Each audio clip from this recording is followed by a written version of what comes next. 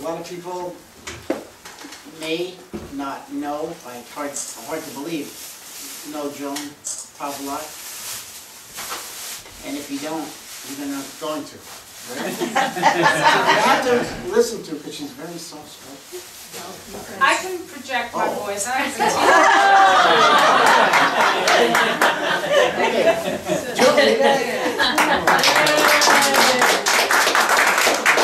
Thanks, everybody.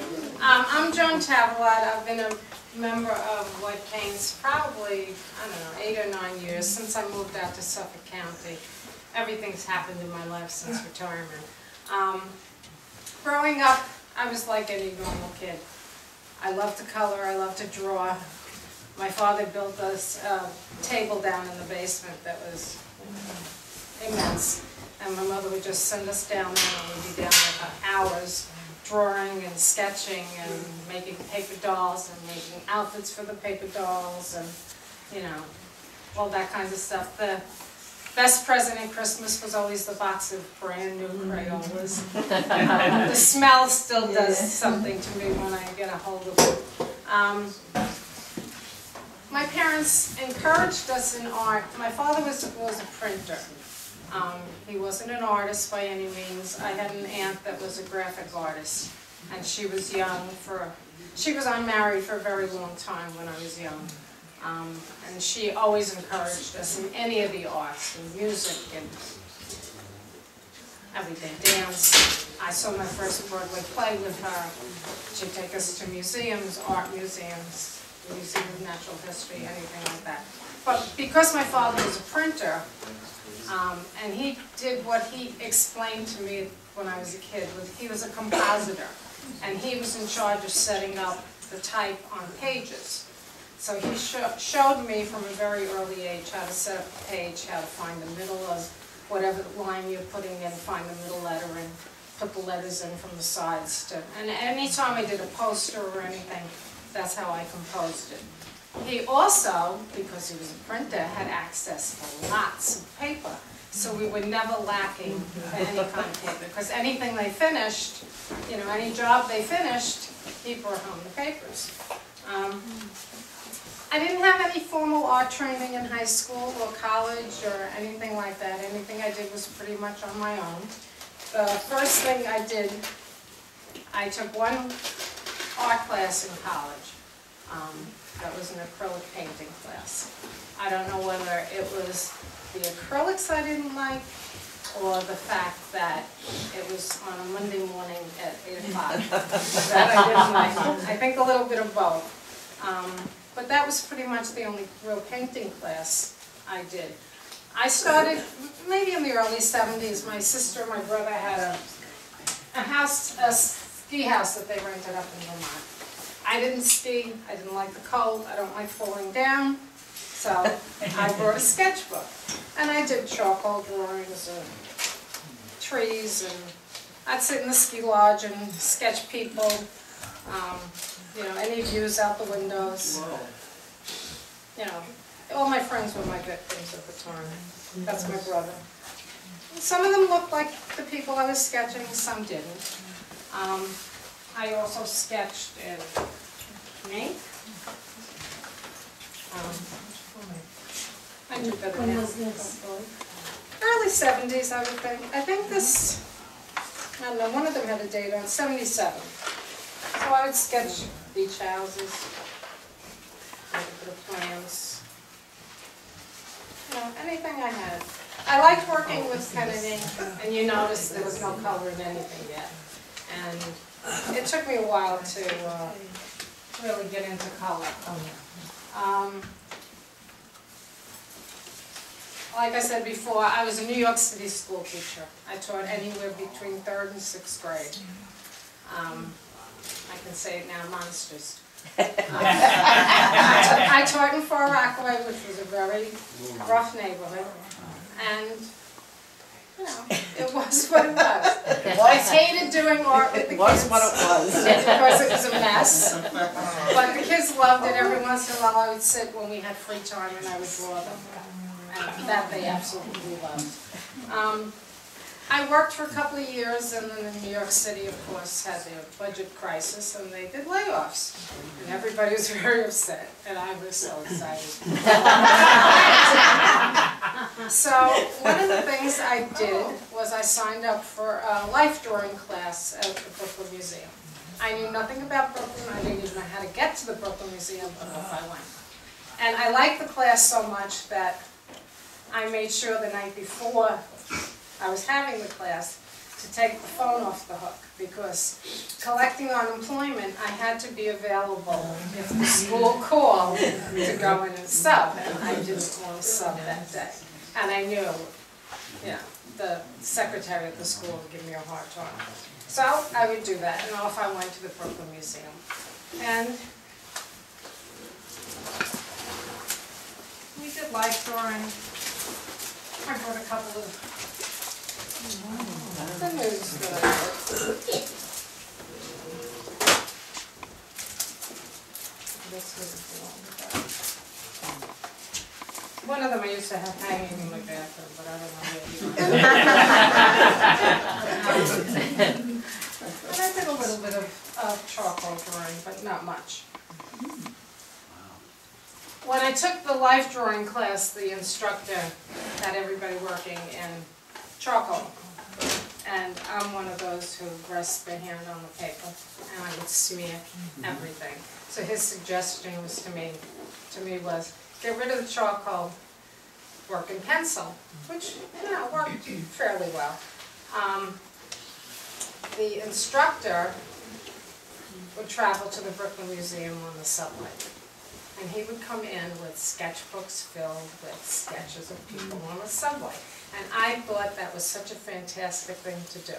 And now I can do it. And I do. Right, Susan? Yeah. I do it all the time. Teaching kept me busy, and I didn't really have time for art. Every year I would make a Christmas card. I did linoleum cuts, silk screens, pen and inks, anything and everything. And to this day, every year I'll do a Christmas card. My oldest sister, Mickey, did watercolors. She had started, and she was taking lessons with a very, very good instructor in New Jersey. And I would go over and I would draw over all the pictures. She did some landscapes, but more than anything else, she did florals and big florals. And I would go over and, dabble with her paints and play around with it. And so she started loaning me books.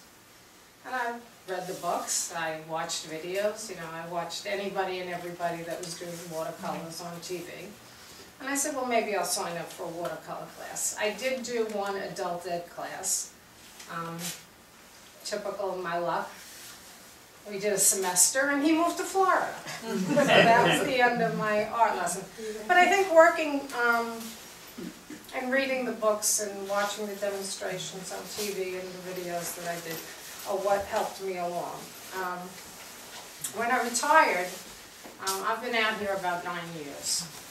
I was lucky because as a New York City school teacher being in Tier 1, I retired the day after I turned 55. I was out the door. And my husband and I moved out here. And the first thing I wanted to do was find art groups to associate with. And, the internet helped a lot. One of the things I found, not local, was, I don't know if any of you have ever heard of, I know you have, spring-made water media. And I looked at it and I thought it was very interesting, but it's in Myrtle Beach. So I told my husband about it, and he says, well, why don't you go? I said, it's in Myrtle Beach. He said, well, why don't you go? I said, oh, it's in Myrtle Beach. And he said, but you're retired. You can go to Myrtle Beach. So he and I drove down the first couple of years. He came with me and, did what my husband does. He works with his music wherever he goes. And after that, my sister started coming with me. I kept telling her she would enjoy it, and she kept saying it's too expensive. I said, it's not expensive when you think of what you get. I took classes with Don Andrews, with Jerry Brommer. With Jerry Brommer, I did, I think, a total of 5 classes with him, because I loved him as a person. not only as an artist. I did a regular painting class with him. This was from a collage class that I did with him. And for anybody who's never done collage, or like that anyway, I haven't done it. We use all kinds of papers from Thailand with sticks and all kinds of things. And if you want to pass them around, we'll look. That's a collage up there? Yeah, this one is. Oh, that's Yeah. So that was, yeah, Oh, wow. that one,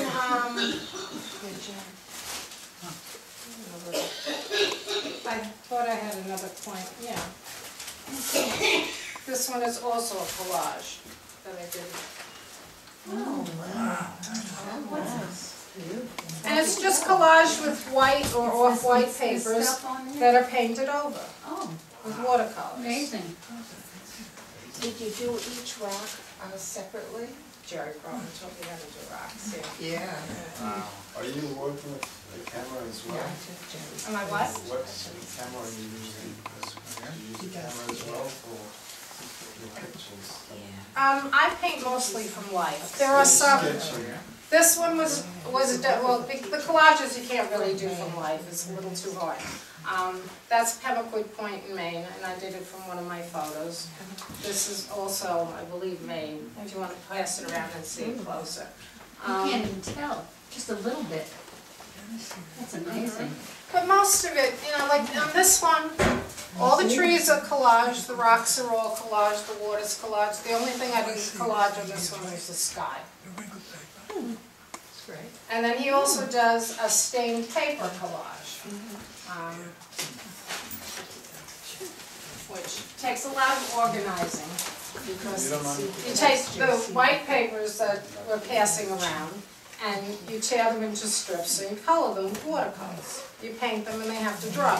So you really need a big selection of colors to do some kind of work. What kind of paper is that? That doesn't look like ordinary stuff. It's, some of it's washi paper, Japanese rice paper, or anything that will take color. You can work. I mean, there are some that they look almost like doilies. They're so light and delicate, and some that are very stiff.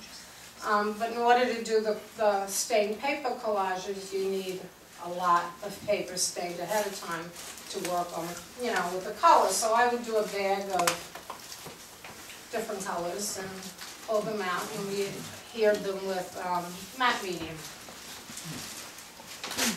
So I took stained paper collage class with him. This is a stained paper collage. It was done just from the strips like I showed you in the bag. Done from one of my reference photos. This one is also a floral. And if you want to change the color, you can add color to it. You can splatter paint on it. You can do all kinds of things with it. I love doing them, but you know, they take a lot of room and a lot of preparation. The first time I took the class twice with him, with Jerry Broma, and the first time I didn't know ahead of time that you needed all these papers stained. And my sister and I go to the class the first morning, and we find out we can't do anything until we've painted like tons of paper. And we stayed up every night to keep up with what the class was doing. We would be in there painting away like maniacs. But that was his class. I took a class with Jean Brastorff, who does poured watercolors. And I don't know whether, you've probably seen pictures of hers, because they're in art magazines a lot. But basically, you mix up a solution of paints and you work with a red, a blue, and a yellow. And you start on your paper with whatever you want to have as your lightest color. I guess it's easier to show on this. And you mask those areas out. So I masked out the apron, and the sleeve, and all the white spots. And then when the masking dries, it's a very lengthy process, you pour the red, the yellow, the blue, and let it mingle by itself and let it drip off the page. And then it's got to dry, but it really has to dry overnight or the paint starts to smudge. And then you pick the next lightest item you want. So like the chair has a little tint of color, I would mask on top of that. You don't take the masking off, you just keep building up the layers. And then again, you pour the 3 primary colors. You do them a slight bit darker. And then you find whatever the next lightest color, you mask that out for the 3rd pour. She would do up to 25 pours. I lost track how many I did this one when I was home. This was from one of my pictures from France, from Paris. And it's one of my favorites. And the only thing that wasn't poured was the writing on the menu. And this one was also a poured painting. It doesn't have any real whites, but as the subsequent layers are poured, it gets darker and darker and darker. And then when you think you've got it dark enough, you pull off the masking and you have a surprise. And you never know for sure what you're going to get. You can do some touch-ups at the end, and you can soften some edges and do things like that. But I like that. But when you pour, depending on the size of your piece, you need a bin to pour over. So I have this plastic tub that's about this big, but that involves dragging all this stuff out, and then you've got all this liquid paint, and what are you going to do with it? And of course, they tell you should let it dry, and I don't know how that's any better for the environment than just pouring it somewhere, but that's what they tell you to do. If you want to take a look at that. I took a class with Eric Weigart, who had us paint very big, a little out of my style. If you see my sketchbooks, I like to work small.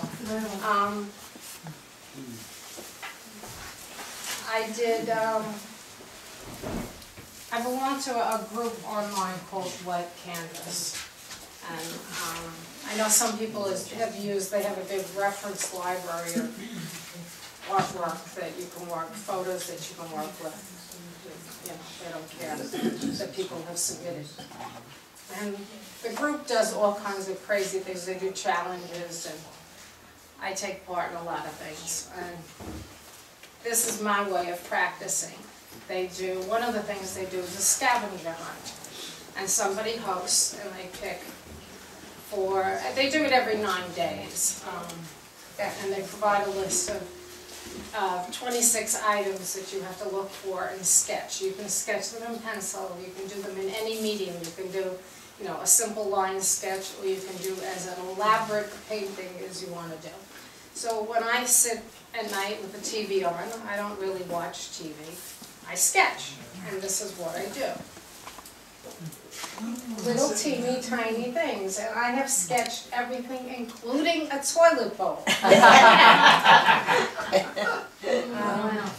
I've also done like Every Day in May, which is a challenge that they try to get yourself to go out and paint religiously. So I do all kinds of things. But Can you show it to the camera so we can see? Oh. Show to the people in the back row. I'll pass it around, you can take a look at it. Joan, are all these sketches done right there, or do you ever work from photos? Almost everything that's in the books that are being passed around we've done on location. Oh. You sit in the car sometimes, right? A lot. And in the wintertime, you sit in the car. You run the heat? Yes, warmly. I have fingerless gloves that I always have with me. I have a spare pair that I keep in the car. I did go out one day last winter when it was really, really, really cold, and I brought a blanket with me because I knew I was going to get cold. But especially, there's a lot of them that are winter scenes. Yeah. And it gets cold because most of them take me, depending on the size, 45 minutes to an hour. You don't want to run your car the entire time, so. What I got a other- question with the, This is wonderful. I when you did have this white, writing, how'd you get that? I did whitewash with a tint of watercolor, Always Okay. lunch with that. so that it would show up. Yeah, that's nice. Because if I had done it, I could have done it, I guess, with a gel pen. But I wanted it to fit in with the colors that were already in the paper. What type of pencil do we start with? A 2B pencil. Yeah, and I tend to smear those. All of these are paintings I've done on location. This is up along with Estate. This is up in the North Fork. This one I had done for the house, the South Bay Clean Air event. It was done down at Belfort Dock. This one and this one were done on location in Venice. I have a lot of those. I'll talk about that in a little while. This, I believe, is East Mauritius. There's this old rusty truck that, when the sunflowers are out, sits right in the middle of the sunflower field. This is, I think, Shirley. We have some, the North Shore. Very well. This is up in Avalon.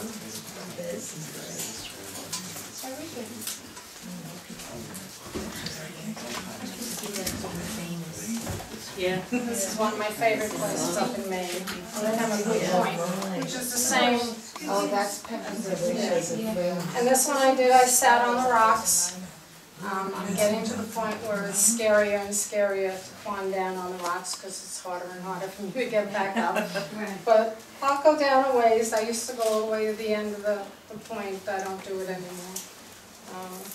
Where is this? Maine, Pemmican Point. Where? Pemmican Point. It's near where my sister lives, so every time I go up I visit. And then I do work once in a while from photographs. This was from one of the wet canvas photos of a lionfish. So where was that fish? I don't know, somebody posted it, the image, and said we could use it. This one was from a floral bouquet that I had. That's nice. Now, that teacher who taught you the collage technique, which school did he go to? He lives in California. So what sort of art school is that? He taught art for many years, high school art, and wrote a lot of books. But he teaches workshops all over the country, and even out of the country, although he's getting to that age where he's slowing down instead of, classes continuously, he's doing a lot less of them. So how did you hear about his course? It was advertised, and I started to talk about Spring Made. It's a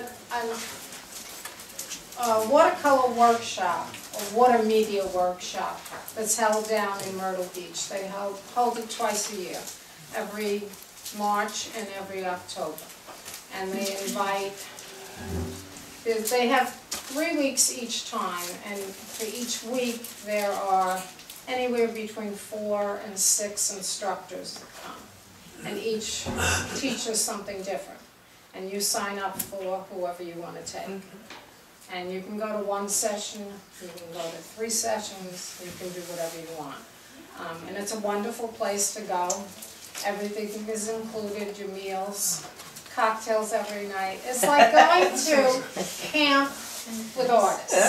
And it's just fun. And everybody has the same interest because they're all doing some kind of watercolors. There are a lot of teachers that do abstract art, which I don't really get into. But it's a tremendous Teaches, amount of fun. Joan, he teaches up in the Catskills Yeah, in the summer too. yeah. He usually does the, What's the name of that place? Hudson, yeah. This is the first year, I just, last week I had gotten the brochure for I have it too. the term, and he's not teaching it. Oh, he's not. No, he's not listed. Getting older. Yeah, so he's cutting back, and I know he was there in October, but we usually go, if I go, my sister and I go in there. I took a class with Judy Morris, we're signing up for Judy's class again. And she tries to put in, like, different textures into the paintings. So she uses a lot of stencils, she uses a lot of writing, and that was fun. How come this one sketchbook has something cut out? Sold it. This was done from a photo, and this was done from a photo. If you're looking at the sketchbooks, I'll sketch anywhere at any time. And if people are interested in something, I'll cut it out and send it to them, and I'll sell it to them.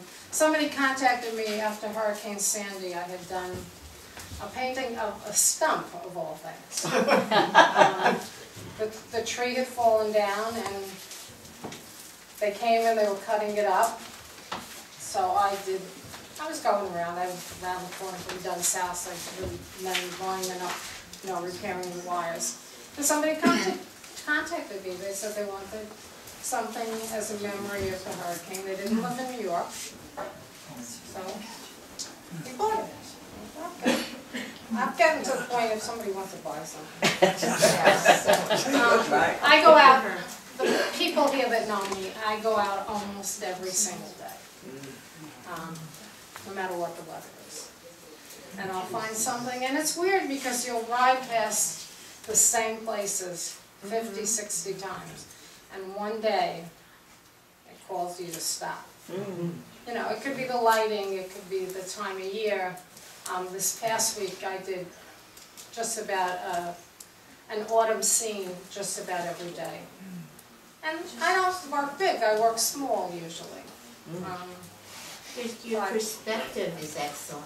Thank Is you. that something that you took a course on? I never took a class Just in you learned perspective. through looking at books, because you I said guess. that it looks like something you might have learned in college courses. I didn't. I didn't. I wished I had taken one because I always thought I struggled with it. And when I went to Venice, I was the happiest person in the world because you don't have to know perspective in Venice because there's not a straight anything anywhere. All the walls are crooked, all the floors are crooked. And I recognize so many of these spots. And, they crumble. I brought along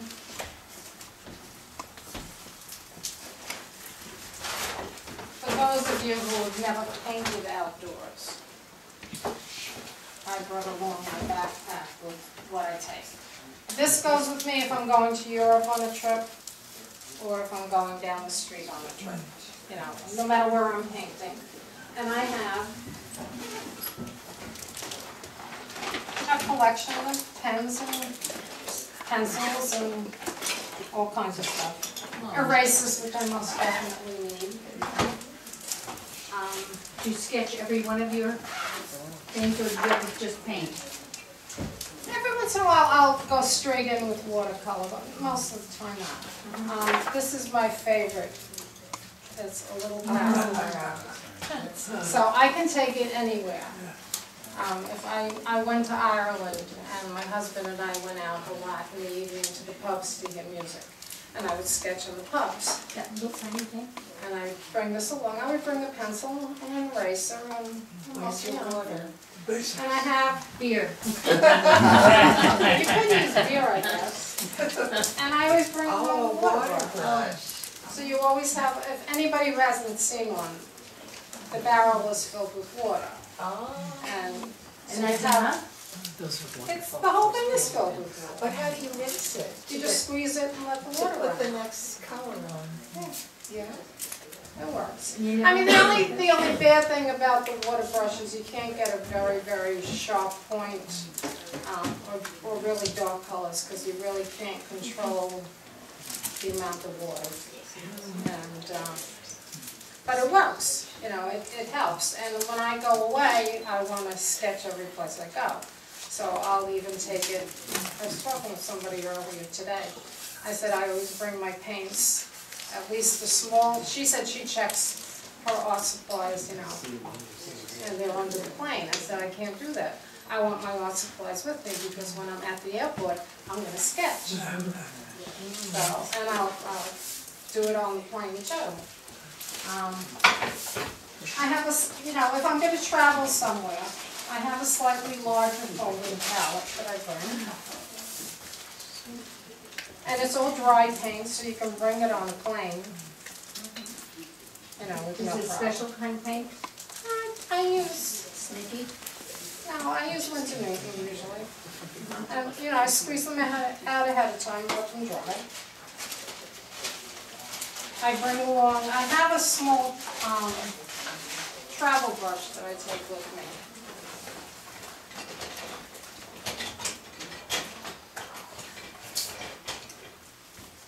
You know, that comes with the cover. And this one works really good. And it's big enough that I haven't lost it yet. Because I have a tendency to lose things, especially kneaded erasers. And I'll bring along, you know, other brushes, but unless I'm doing something like 8 by 10, I don't need the bigger brushes. What I have in the small pouches is sufficient.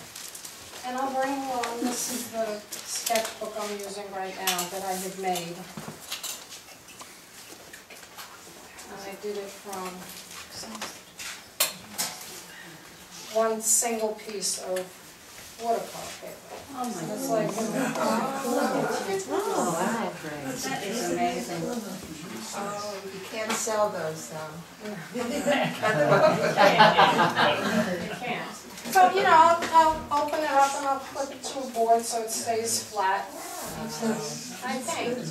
And sometimes I do both sides, sometimes I don't. I did that one on the last trip we did. I don't think I would do it on the next trip I take. So I have that, and I have, you know, paper cut into assorted sizes because I never know what I'm going to want to paint. So I You have tape your paper on, don't you? Yeah, I do. Working Yeah.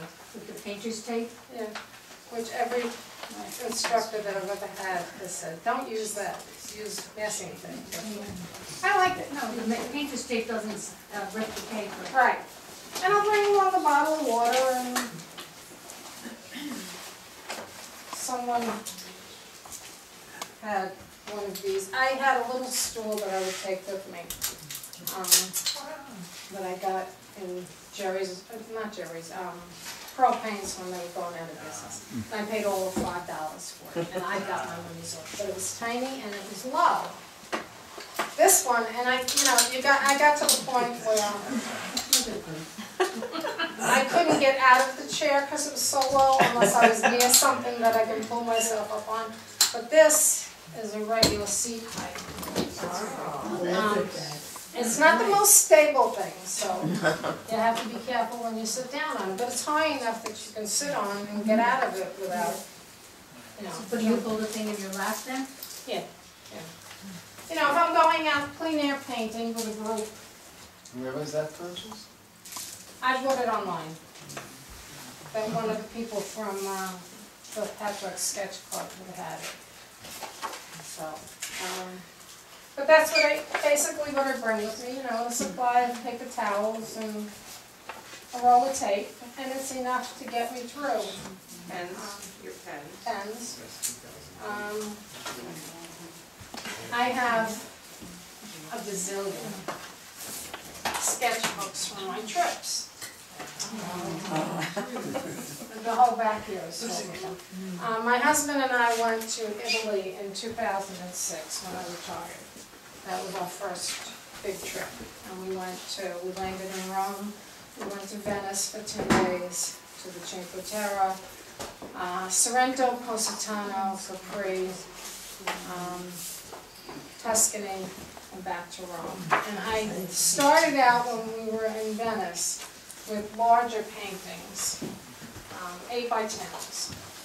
But I found myself sitting on a bridge painting for 2.5 hours, saying, I want to see the whole city and I can't do that in 10 days. So I also had brought along little 4x6 postcards. So I painted on those. And everywhere we went, I painted.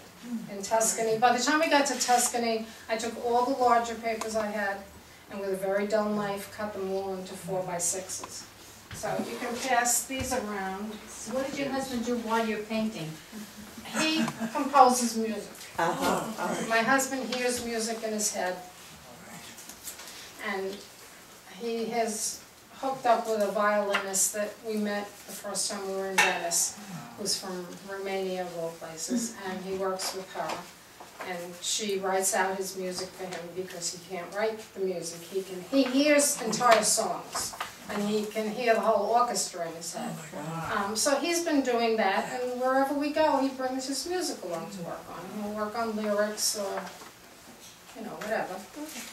We did take a trip. Friends of his were celebrating their anniversary and asked their 25th anniversary and asked us to go to Spain with them. So we combined a trip to Spain and a visit to my nephew who lived in Germany.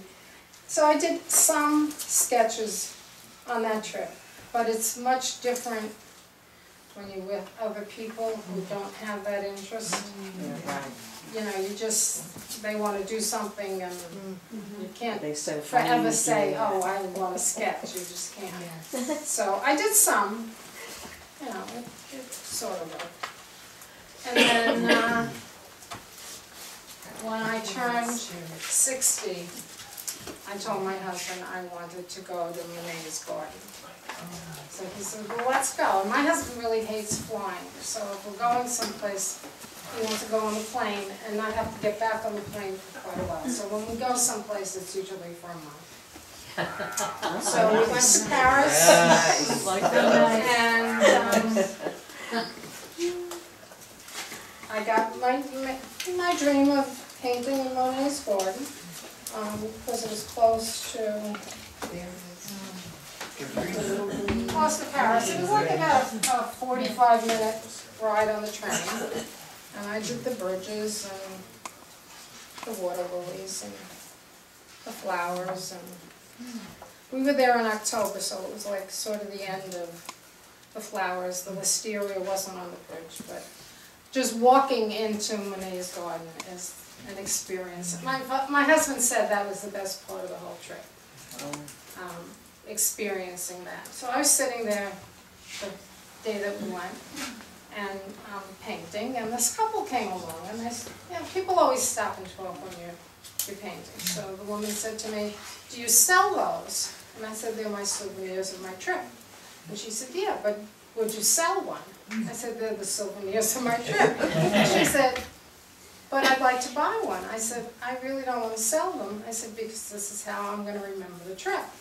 So she said, well, I would much rather buy a piece of artwork from an artist than go in a gift shop and buy something that's commercially produced. And just the fact that she called me an artist, I sold her a painting.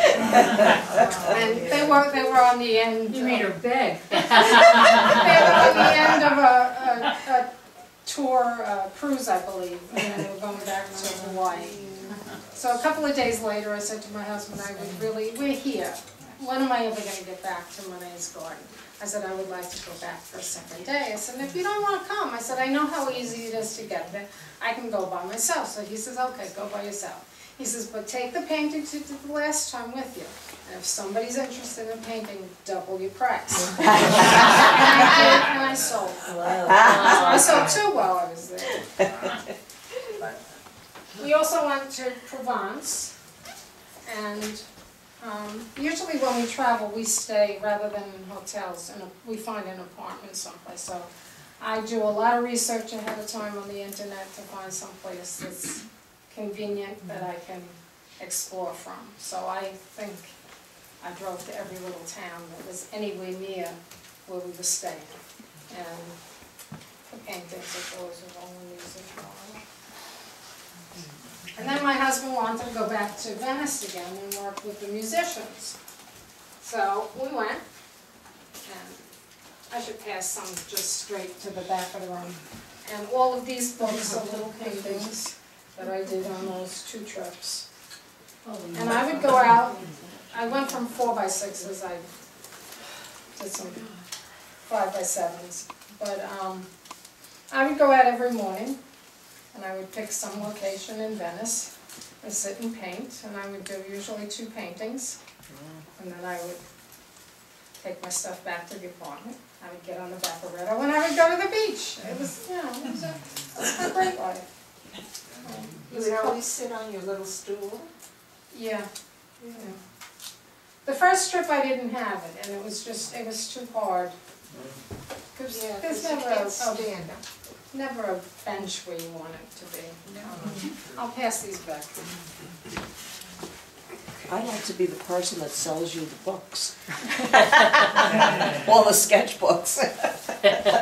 Well, I bought so many, and then I started making it here. When we were in Italy, though, I did do a couple of larger ones that were 8x10. I find that I absorb more when I paint. I mean, you could walk around, you could take a photograph of anything, but I look back You study it. at what I've painted, and I remember everything about the day. I remember how the sun felt or the wind felt. Or there's pictures somewhere in one of the Venice ones I painted it across from a boatyard that was building gondolas and repairing gondolas. And it started to rain, so I tucked myself into the doorway. And by the time I finished the picture, I had an umbrella sitting on my head balanced because now I was standing up, crouched, as far as I could squeeze into a doorway so that the paper wouldn't get wet. But I remember all those things. When I did this painting, this was a restaurant that I passed. It was right around the corner from the apartment that we had.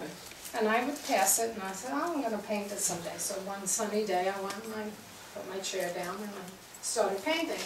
And the people in the places always notice that you're painting, and they always come out to look. So this man came out, and he was the bartender, and he came out and looked. He went back in. Comes out with a lady, they both look. They go back in. He comes back with somebody else. They go back in. And he said to me, when you finish, he said, I'd like to see it. So when I finished it, I walked into the bar. And I said, the painting is finished. And he said, oh good, Prosecco for you. So I got wine, and he took me in to meet the cook in the kitchen, and I met the owner. But I did a couple of larger ones, and mostly smaller ones. I did a few larger ones. The next trip we took was to Ireland. And I did a lot of long, skinny ones.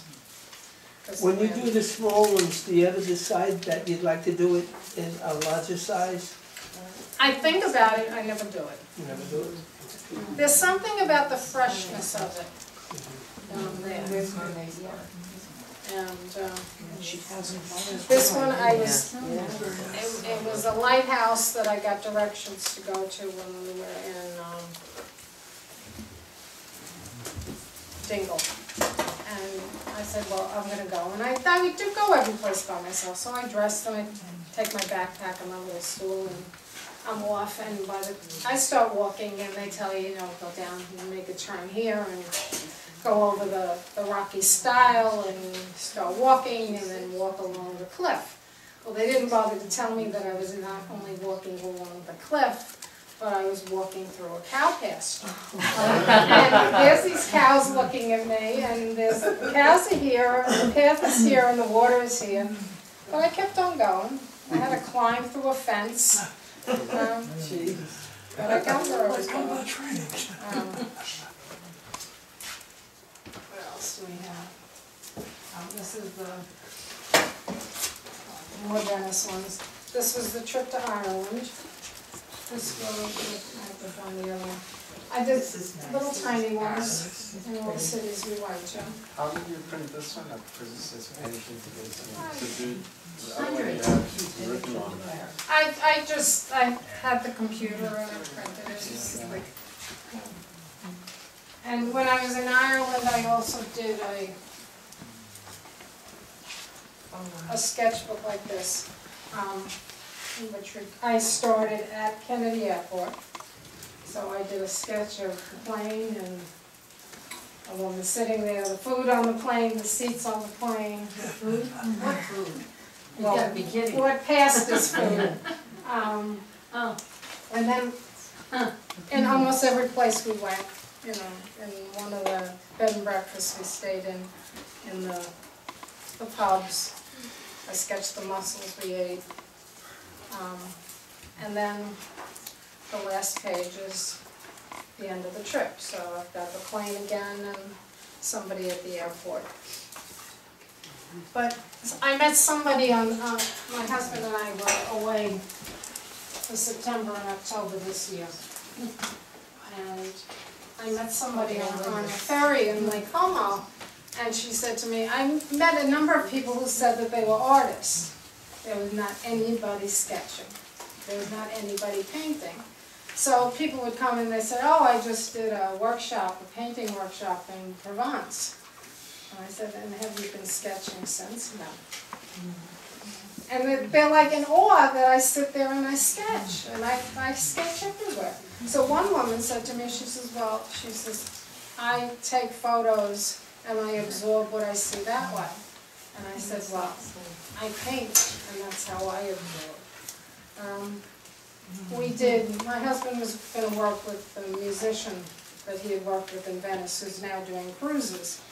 So she was on a Costa cruise in the Mediterranean this year. And she was with a piano player and a singer, and they were performing some of my husband's music with the lyrics, so he wanted to go. And I thought, okay, I'm not a real cruise person, but we can go. So I did one of the accordion sketchbooks, so I started it at Kennedy Airport. And I'm going to tell you, every painting has a story. This painting I was doing, because my husband likes to get to the airport at least 3 hours before the plane. And so where do we end up? We check in, we go to the bar. So we're sitting and I'm sketching the bartender while we're having beers. So the bartender came over and he saw what I was doing and he said to me, oh, can I have that? I said, it's the first page in my sketchbook. No, you can't have that. And he said, but I want it. I said, he said, I'll give you a beer and a shot. So my husband's negotiating. He's going to 2 beers. And I said, it doesn't matter what he will give us for it. I can't take it out. I said, it's in my book and it's glued to the cover. I said, but I'll do another sketch. So while we had the second beer, I sketched a little sketch for him. I sketched on the plane. And then we were in Savona before the cruise left. So I did a number of sketches. We made sure that we were there a couple of days early. You know, God forbid something happens with the weather or a plane gets canceled. You don't want to miss the cruise. I did one sketch on the cruise. And we went to Greece. And we went to, I think, 4 ports in Greece. We went to Istanbul, which I really liked. But like I said, everything has a story. I had asked whether it was safe to walk around Istanbul by myself, and would I get lost? So the violinist that my husband works with has been there many times. She said, well, it's safe enough. She said, but you'd be better off taking a tour. I said, if I take a tour, I can't sketch, because you have to move with people. So she said, well, we're going to be in Istanbul overnight. That was the only place we stayed overnight. So she said, why don't you do a tour in the morning? And she said, they always end up at the Grand Bazaar. That's the last place they take you, and then you go a little bit of time and you get back on the bus. I said, okay. And she said, and you just tell the tour director that you're going to leave the group there. So we went and we did, you know, a couple of mosques. So I did like mini sketches. And this one we were out a little longer, so I was able to sketch it out. But we got to the Grand Bazaar and I told the guy that I was leaving the tour. And he said to me, oh, he said, that's very adventurous of you. I said, well, do you think I'm going to have a problem? And I told him what I wanted to do. And he said, no, you won't have a problem. He says, people will be very helpful. So I set up, I went inside the Grand Bazaar to see what it was like. And it was like just crazy. You know, wall-to-wall people and colors. But I didn't think I could sketch in there. It was just too many people and no place where I could stand back and be out of the way. So I went outside one of the gates of the Grand Bazaar and I sat on a wall. And, bless you, and there's all these people selling things. You know, they'll sell you anything under the sun, watches and cigarettes. And so I'm sitting there and these young kids kept coming up with things that they were selling. And I wouldn't even look up, I'm just, you know, painting away and I'm saying no, no, no. And I'd push something in front of your face and I'd say no. So finally the kids looked and they saw what I was doing. And the next thing I know, I have two young boys sitting next to me, watching me paint. I have a cat on this side of the sketch. So, like I said, every sketch has a story. And this was a boat that sold fish sandwiches. And then this sketchbook continues this way. Oh, my God. This page is from Rome. We were there. What I don't like about a cruise is you don't have any time to really do anything. We got to the outskirts of Rome at like 9 o'clock in the morning, but it was another hour and a half before you got into Rome. And I knew somebody from the internet who I had never met that I made arrangements with that I was going to meet. So we met for the day, and she also sketches. So out of all the days of the trip, that was the only day that it rained. So we ended up buying umbrellas and walking around, but the sun never came out, but it stopped raining long enough that we sat on the Spanish steps and we started sketching, and then it started raining, so there's these two crazy girls sitting there with umbrellas over their heads sketching away. And then when the cruise was over, we went to Lake Como for 11 days. So we rented an apartment. This was the view from our apartment. And I sketched every one of the towns. You know, you could get a pass that covered, I think there were 5 or 6 towns. And every day I would pick a different town and sketch. I did some ink sketches.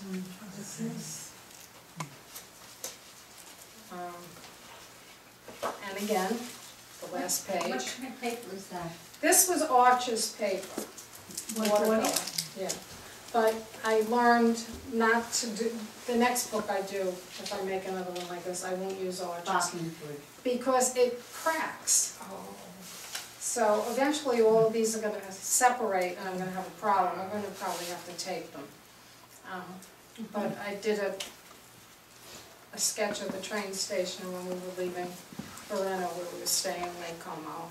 And I thought I would sketch at the airport, but the lines for security were so crazy that by the time we got through security and my husband had us there 3 hours before, our plane was boarding. So I had a sketch on the... And in addition to those, I have... These were all from the Lake Como trip. The bigger ones and the oblong ones. And I brought papers like this because I knew the streets were going to be long and narrow and, you know, I needed those. This painting is another story. I was painting and this was a restaurant down the street and the man came out in the chef's apron and starts talking to me and he says to me, can I take a picture of what you're doing? And I said, sure. I said, but you may want to wait till the painting is finished. He says, okay. So he goes back in the restaurant. He said, that's my restaurant.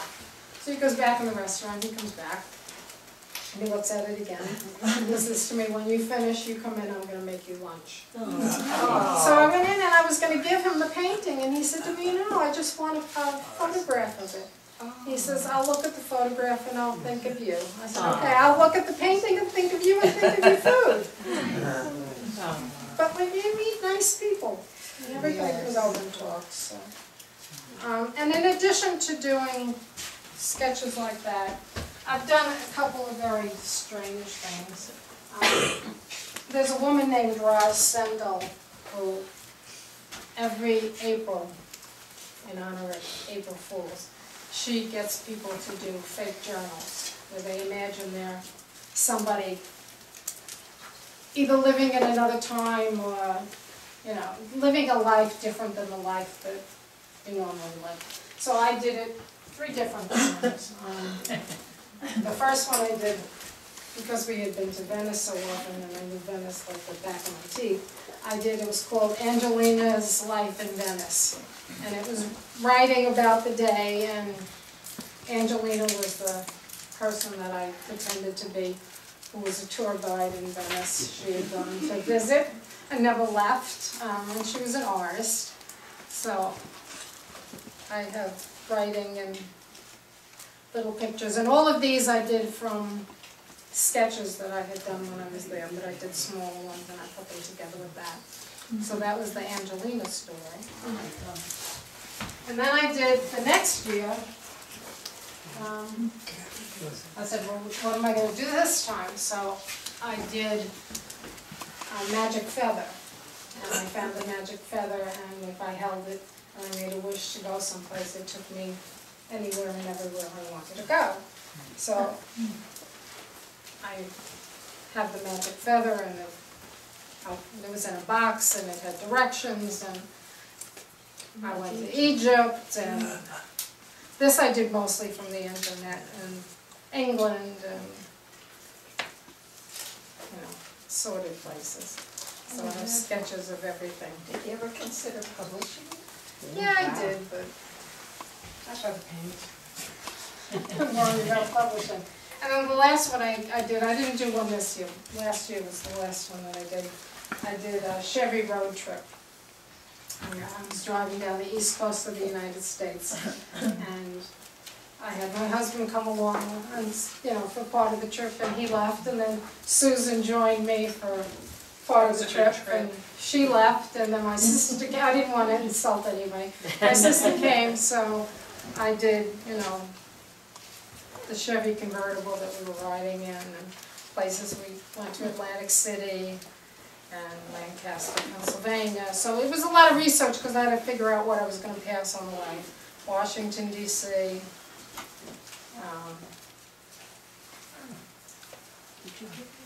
Assateague Island, Richmond, Virginia. Oh, so you were in Chicken-Teague?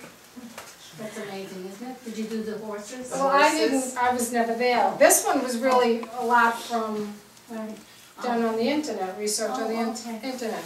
Virginia Beach, Raleigh, North Carolina, and I would look up what they were known for, and I would find a picture of, you know, a restaurant or something, or, you know, Savannah, Georgia I had been to, so some of the places I had gone to.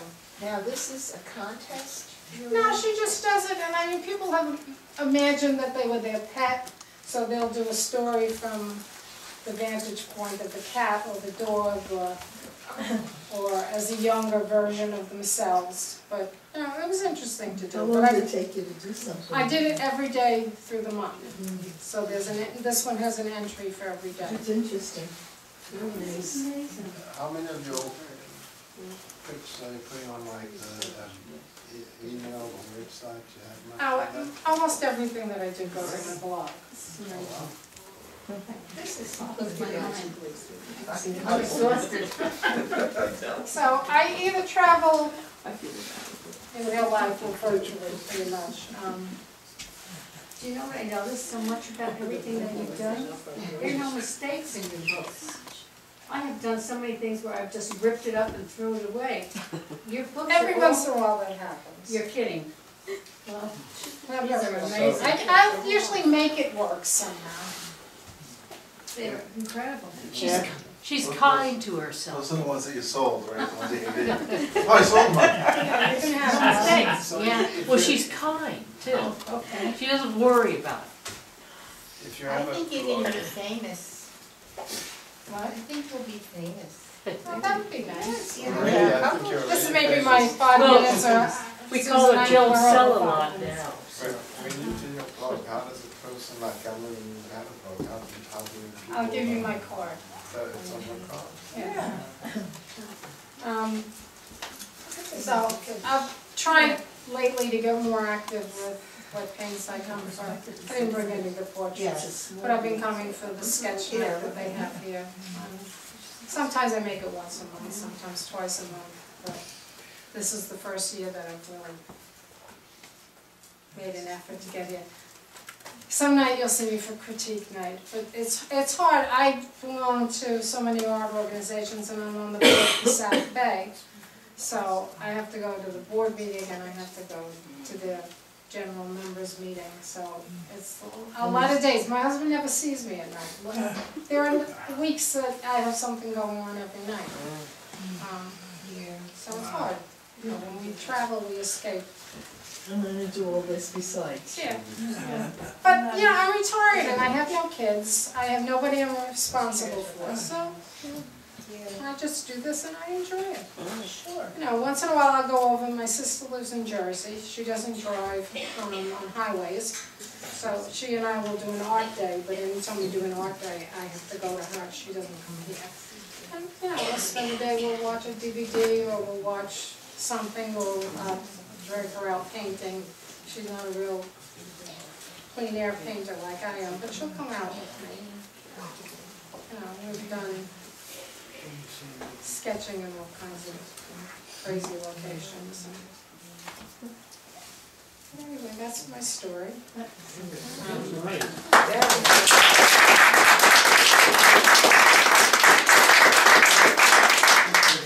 And it wasn't as bad doing this as I thought. Incredible. Really should have this.